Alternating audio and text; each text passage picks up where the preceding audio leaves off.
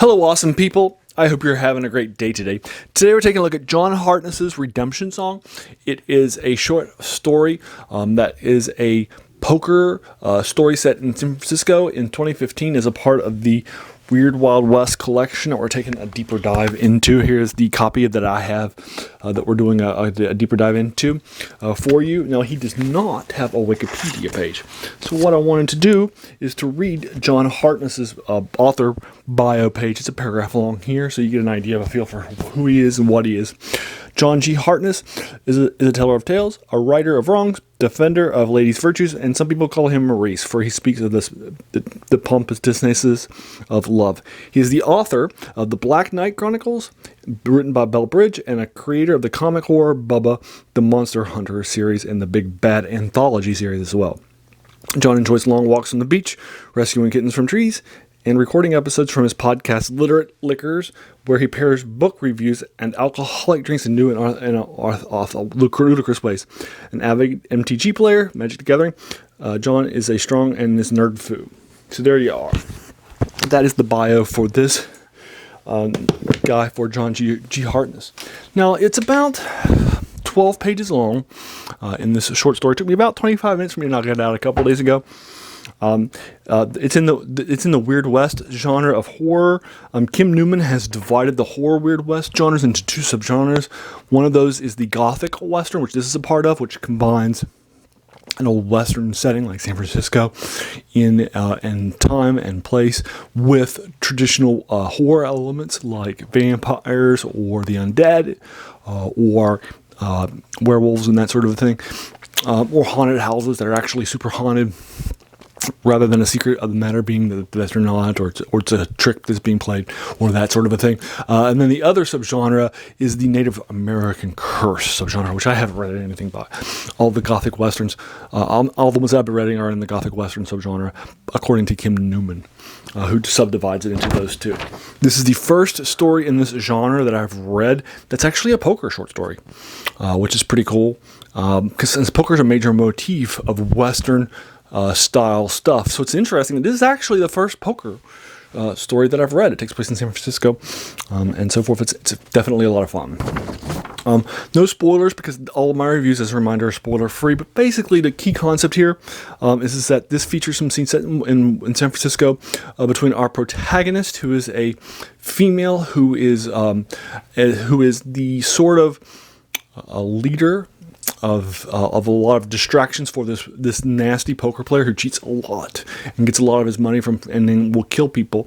He's not above killing people too, and she is sort of helps him to cheat by distracting her people, and she's an employee of this really strong nasty person. And that's sort of our protagonist. There's a lot of poker action scenes in this 25 minutes read, which won't take too much of your time, which is pretty cool. That's the main action scenes, although there's one fight proper. But again, this is really more just with a lot of poker action scenes in it. The world building in it's fine. It's written nicely enough to tell the length of the story. The length and the story match each other. The ending is where we realize there's a proper ending, which I think is nice, and then there's like a page and a half that does not resonate with me, which tells the truth of the matter, which didn't resonate with me. So I'm knocking it down to a 7- to like a 6.7 or 6.8. Then I'm rounding 8 to a 7 proper. But it's not getting higher because I just didn't like that extra page and a half. It just didn't resonate with me. I don't think that it was set up nicely from what was going on or anything like that.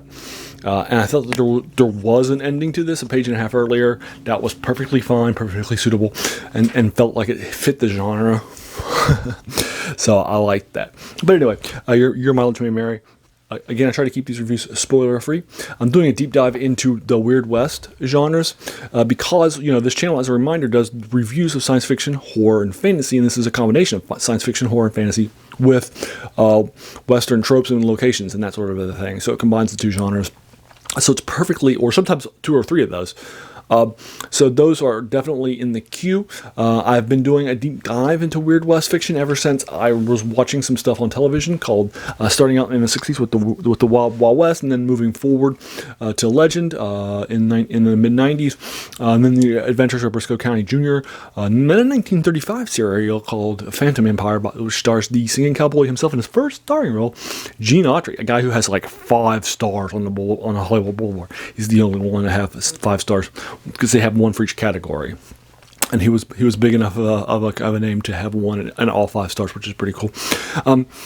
And then, so that was a lot of fun, but then there's just not a whole lot of stuff left for me to watch, so I've been moving on with my watches. But I'm still reading the occasional like Weird West comic and that sort of a thing here and there, as well as continuing to do the literature sort of deep dive that was inspired by the Wild Wild West, a 1965 spy western combo that also has some steampunk and sci-fi elements to it as well. So there you are. I'll go ahead and leave you to it. Have you read this short story or the collection or anything else by the author? If so, I would be more than happy to talk with you further about it in the comments below, especially if you want to talk about spoilers.